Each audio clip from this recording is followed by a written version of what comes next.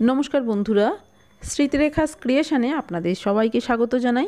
आज आमी आपनादेर साथे सम्पूर्ण निरामिष बेगुनेर एकटा रेसिपि शेयर करब। बानानो भीषण सहज और भातेर साथे खेते तो खूबई भालो लागे। अनेकेई रान्ना करे थाकेन, आमी किभाबे करी आज सेटाई आपनादेर साथे शेयर करते एसेछि। आसुन ताहले देरी ना करे देखे नेওয়া যাক आमार आजकेर এই निरामिष बेगुनेर रेसिपि। एखाने देखुन आमी बेगुन केटे निয়েছি। আমরা যেভাবে বেগুন ভাজা কাটি আমি সেভাবেই কেটে নিয়েছি আর বেগুনগুলো ধুয়ে জল ঝরিয়ে নিয়েছি। এবার এই বেগুনের মধ্যে দিয়ে দেব পরিমাণ মতো লবণ আর দিয়ে দিচ্ছি হলুদ। আপনারা চাইলে এখানে কিন্তু লঙ্কার গুঁড়োর ব্যবহারও করতে পারেন বা শুধুমাত্র লবণ মাখিয়েও রাখতে পারেন। ভালো করে বেগুনের গায়ে লবণ হলুদ মাখিয়ে নিয়েছি। এইভাবেই কিছুক্ষণ রেখে দেব, তারপরে রান্নাটা করব। এবার আমি একটা মশলা রেডি করব, তার জন্য মিক্সির একটা জার নিয়েছি। এবার এই জারের মধ্যে দিয়ে দিচ্ছি হলুদ সর্ষে 1 চামচ, কালো সর্ষেও দিয়ে দিলাম 1 চামচ, পোস্ত দিলাম 1 চামচ। সব কিছুই কিন্তু সমান মাপের দিলাম। আপনারা চাইলে যে কোনো একরকম সর্ষেও ব্যবহার করতে পারেন। দিয়ে দিলাম 4টে গোটা কাজু। কাজু দেওয়াটা অপশনাল, তবে কাজু দিলে কিন্তু টেস্টটা ভীষণই ভালো হয় আর কাজু দিলে সর্ষে বাটা তেতো হয় না। দিয়ে দিলাম সামান্য একটু লবণ। এবার এই সব কিছু প্রথমে মিক্সিতে ঘুরিয়ে একটু পাউডার তৈরি করে নেব। দেখুন পাউডার তৈরি করা হয়ে গেছে। এবার এর মধ্যে আমি দিয়ে দিচ্ছি স্বাদ অনুযায়ী লঙ্কা। ঝালটা অবশ্যই নিজেদের স্বাদ অনুযায়ী দেবেন।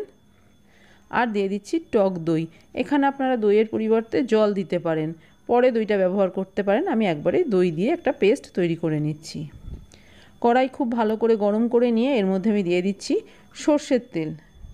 তেল গরম হয়ে গেছে। এই গরম তেলের মধ্যে এবার বেগুনগুলো উল্টে পাল্টে লাল করে ভেজে নেব। যেভাবে আমরা বেগুন ভাজা করি সেইভাবে ভেজে নেব। একটা দিক দেখুন ভাজা হয়ে গেছে, অপর পিঠটা উল্টে দিচ্ছি।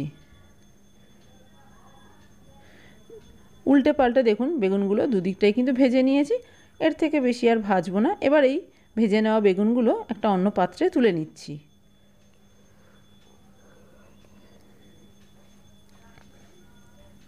বেগুন ভাজা হয়ে গেছে, এদিকে আমার মশলাও রেডি হয়ে গেছে। একটা টিফিন বক্স নিয়েছি। আমি এই টিফিন বক্সের মধ্যেই আজকে বেগুন ভাপাবো। এই টিফিন বক্সের মধ্যে সম্পূর্ণ সর্ষে বাটা নিয়ে নিলাম। দিয়ে দিলাম লবণ। লবণটা অল্পই দিলাম, যেহেতু বেগুনেও লবণ মাখানো ছিল আর সর্ষে বাটার সময় একটু লবণ দিয়েছি, সেই জন্য লবণটা একটু বুঝে দিতে হবে। দিয়ে দিলাম সামান্য একটু হলুদ আর চিনি। টক দই দিয়েছি তাই জন্য চিনি দিলাম আর হলুদটা অল্প পরিমাণেই দিলাম। ভাপাতে হলুদ বেশি দিলে একটা হলুদের গন্ধ বেরোয়। সর্ষের তেল দিয়ে দিয়েছি বড় চামচের 1 চামচ আর মিক্সির জারটা ধুয়ে সামান্য একটু জল দিয়ে দিয়েছি। এবার এই সব কিছু খুব ভালো করে দেখুন মিশিয়ে নিয়েছি।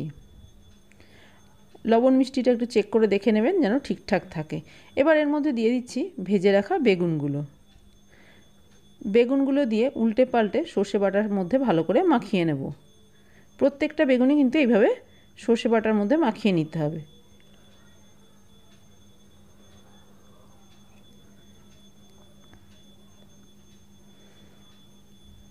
বেগুনগুলো যেহেতু ভাজা সেই জন্য রান্না হতে খুব বেশি সময় লাগবে না। খুব চটপট রান্নাটা দেখবেন হয়ে যাবে।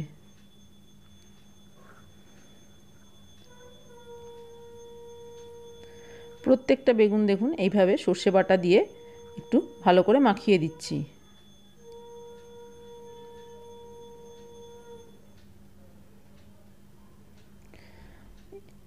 এবার ওপর থেকে দিয়ে দিচ্ছি আরও একটু কাঁচা সর্ষের তেল আর দিয়ে দেব চেরা কাঁচা লঙ্কা।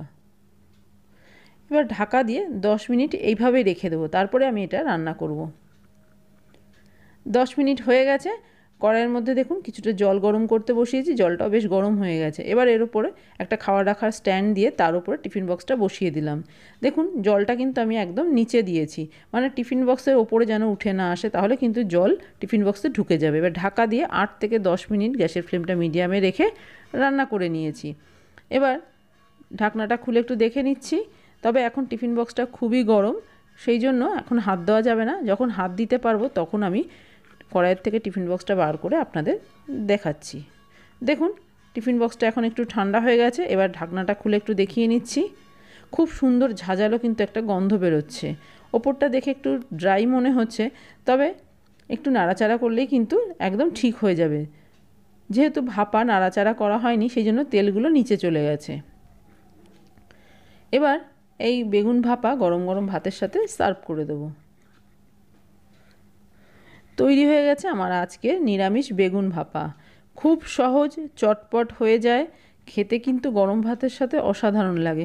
আপনারা চাইলে এর মধ্যে একটু নারকেল কোড়া বা নারকেল বেটেও দিতে পারেন।